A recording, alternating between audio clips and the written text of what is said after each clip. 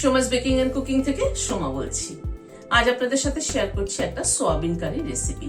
কিন্তু সোয়াবিন কারিটার মধ্যে মশলার ব্যবহার কিন্তু আমি অন্যরকম ভাবে করেছি, যাতে তার টেস্ট কিন্তু দারুণ হয়েছে। চলুন তাহলে ভিডিওটা দেখে নিই।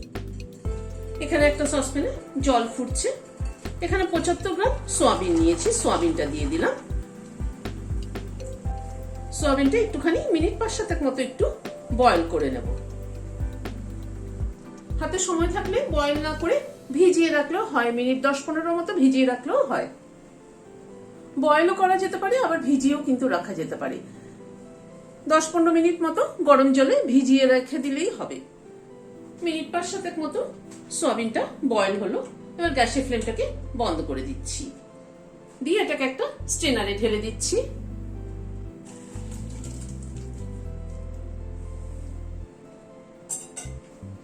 স্ট্রেনারে ঢেলে দিলাম। গ্যাসে একটা প্যান বসালাম, সরষের তেল দিচ্ছি, তার সাথে অল্প একটু ঘি অ্যাড করে দিলাম। ঘিটা তেলটা একটু প্যানে চারধারে লাগিয়ে নিচ্ছি।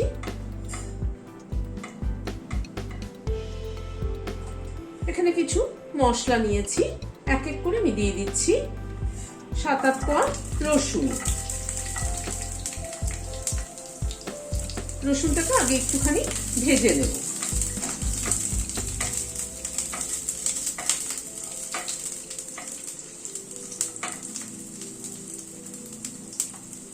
দুটো কাঁচা লঙ্কা দিয়ে দিলাম, কাঁচা লঙ্কাটা একটু ভেঙে দিচ্ছি।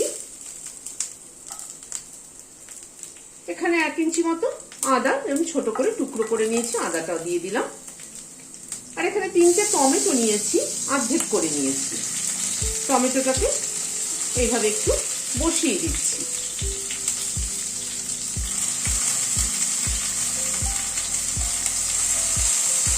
আর কটা ধনেপাতা স্টেম নিয়েছি।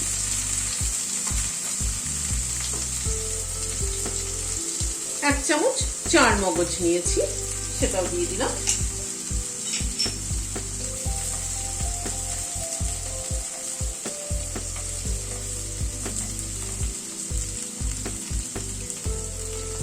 একটু ঢেকে দিচ্ছি যাতে টমেটোটা সফট হয়ে যায় তাড়াতাড়ি। মিনিট 2 মতো ঢাকা ছিল, ঢাকাটা খুলছি।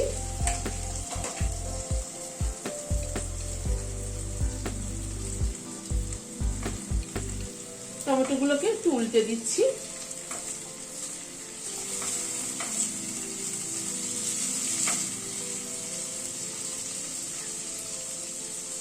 উল্টে দিয়ে টমেটোটাকে আরেকটু একটু সফট করে নিচ্ছি।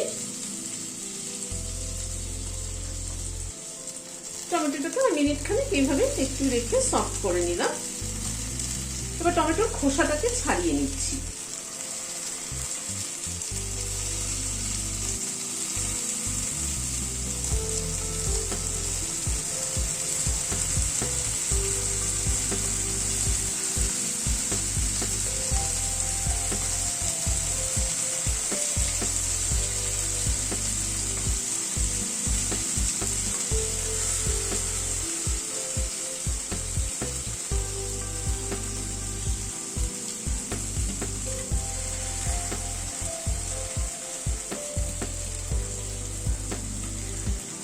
টমেটোর খোসাগুলোকে ছাড়িয়ে নিলাম। এবার মশলাটাকে তুলে নিচ্ছি একটা প্লেটের মধ্যে।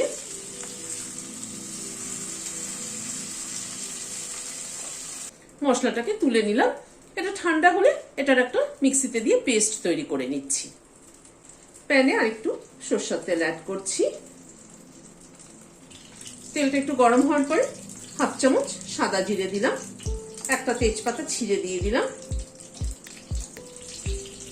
আর 10টা গোলমরিচ দিয়ে দিলাম। ফোড়নটাকে একটুখানি ক্র্যাক করিয়ে নিচ্ছি, গ্যাসের ফ্লেমটাকে কম করে।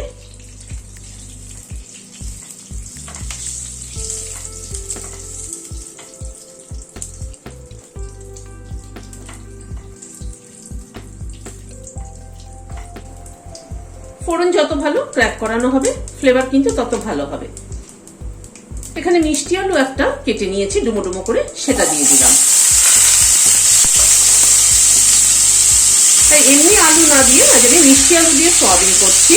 মিষ্টি আলু দিয়ে সয়াবিন কিন্তু খেতে কিন্তু দারুণ লাগে, আপনারা করে দেখবেন, ভীষণ ভালো লাগে। গতানুগতিক একরকম না খেয়ে একটু ডিফারেন্ট রকম খেলে মুখের স্বাদটা কিন্তু বদলায়।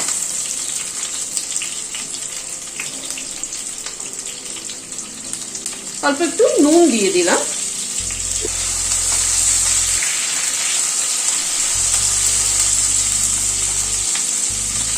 একটু ঢেকে দিচ্ছি মিষ্টি আলুটা যাতে তাড়াতাড়ি সফট হয়ে যায়। মিনিট 2 মতো ঢাকা ছিল, ঢাকাটা খুললাম।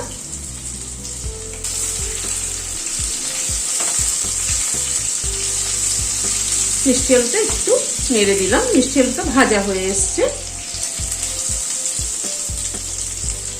এখানে দুটো ছোট ছোট পেঁয়াজ এরকম লম্বা করে কেটে নিয়েছি, সেটা দিয়ে দিলাম। পেঁয়াজটা দিয়ে আবার একটু ভেজে নিচ্ছি। গ্যাসের ফ্লেমটাকে মিডিয়ামে রেখে পেঁয়াজটা ধীরে ধীরে ভেজে নিচ্ছি। পেঁয়াজ কিন্তু খুব হাই ফ্লেমে ভাজতে হয় না, পেঁয়াজ হাই ফ্লেমে ভাজলে পেঁয়াজ পুড়ে যায়, পেঁয়াজ কিন্তু কুক হয় না।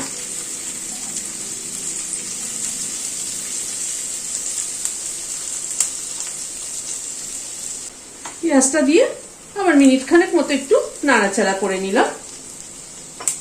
এবার এই মশলার পেস্টটা দিয়ে দিচ্ছি। কন্টেনারটার মধ্যে একটু জল দিয়ে দিচ্ছি, ধুয়ে।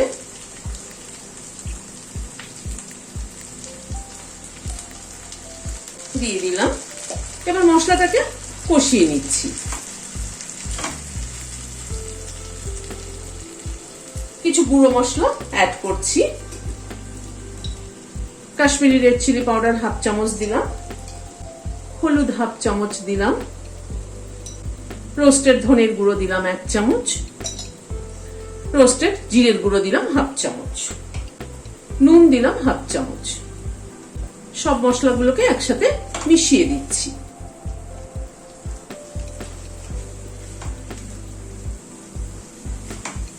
গ্যাসের ফ্লেমটাকে মিডিয়ামে রেখে পুরো মশলাটাকে একটু কষিয়ে নিচ্ছি।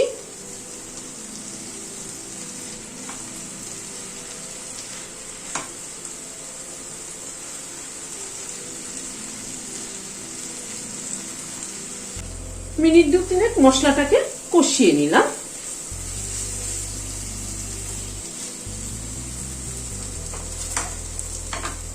এবার সয়াবিনটা দিয়ে দিচ্ছি। সয়াবিনটা দিয়ে মশলার সাথে আরেকটু কষাবো, যাতে সয়াবিনের মধ্যে মশলা নুন মশলা সবকিছু ঢোকে।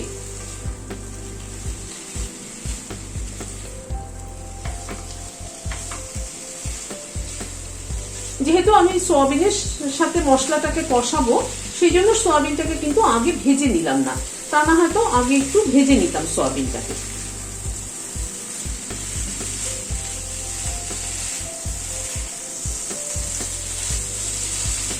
গ্যাসের ফ্লেমটাকে মিডিয়ামে রেখে এভাবে ধীরে ধীরে সয়াবিনটাকে একটুখানি মিনিট 3-4 সময় ধরে কষিয়ে নেব। 3-4 মিনিট সময় ধরে সয়াবিনটা মশলার সাথে কষিয়ে নিলাম, গ্যাসের ফ্লেমটাকে মিডিয়ামে রেখে।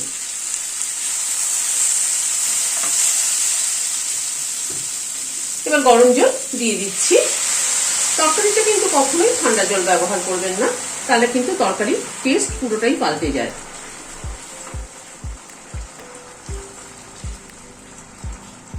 আর একটু জল লাগবে, সয়াবিন কিন্তু ঝোল টানে। যদিও এটা খুব একটা ঝোল হবে না, একটু গা মাখোই হবে। 1 চামচ চিনি দিয়ে দিলাম। নুন মিষ্টিটা নিজেদের পছন্দ অনুযায়ী দেবেন, তবে যে কোনো জিনিসেরই নুন মিষ্টিটা যদি ঠিক না হয় তাহলে দেখবেন তরকারির কিন্তু টেস্ট হয় না। একটু ঝোলের সাথে সয়াবিনটা ফুটে উঠুক। প্রায় 2-3 মিনিট সময় ধরে সয়াবিনটা ফুটলো ঝোলের সাথে। 1/4 চামচ গরম মশলার গুঁড়ো ছড়িয়ে দিলাম। এই গরম মশলার গুঁড়োটা কিন্তু আমার ঘরে করা, এলাচ দারচিনি লবঙ্গ সবকিছু ড্রাই রোস্ট করে গুঁড়ো করে রেখেছি।